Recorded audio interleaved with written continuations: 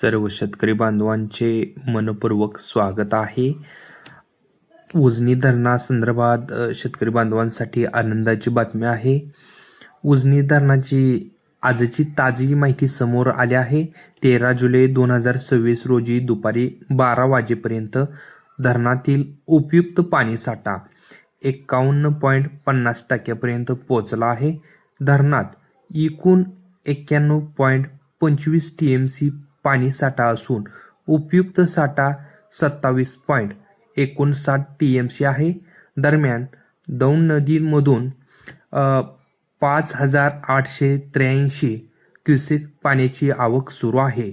पुढील काही दिवसात पावसाचा जोर कायम राहिल्यास धरणातील पाणीसाठ्यात आणखी वाढ होण्याची शक्यता आहे.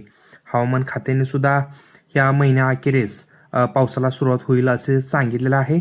त्याच्यामुळे लवकरच 100% उजनी धरण पार करेल अशीच अपेक्षा सर्व शेतकरी बांधव करत आहेत.